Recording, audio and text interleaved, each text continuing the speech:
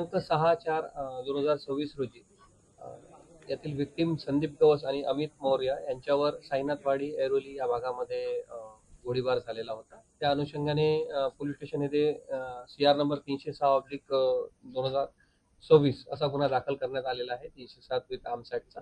या गुन्ह्याच्या तपासामध्ये माननीय पोलीस आयुक्त नवी मुंबई यांच्या मार्गदर्शनाखाली यांच्या सूचनेप्रमाणे जवळपास 5 ते 6 पथक तयार करण्यात आलेले होते. याच्यामध्ये क्राईम ब्रँचचे पथक आणि पोलीस स्टेशनचे संयुक्त पथक तयार करण्यात आले होते आणि त्यांनी या गुन्ह्याचा तपास करून यामध्ये 5 आरोपी अरेस्ट केलेले आहेत. हा अमित मौर्य जो होता आणि यांनी 1 वर्षापूर्वी यातील जो आरोपी आहे त्याच्या अनधिकृत बांधकामाच्या संदर्भात RTI केलेला होता आणि त्याचं ते बांधकाम निष्कासन करण्यात आलेलं होतं.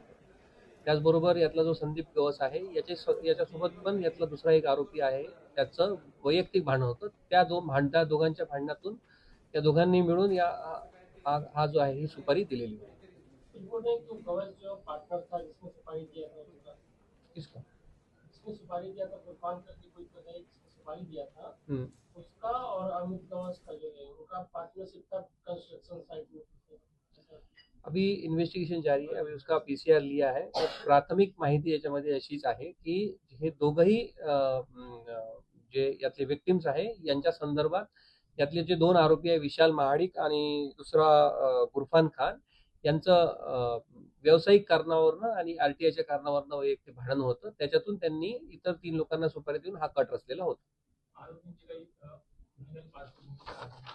आरोपी याच्यामध्ये जो मुख्य आरोपी आहे फायरर आहे, याच्या विरुद्ध MCOCचा गुन्हा आहे दाखल मुंबईला.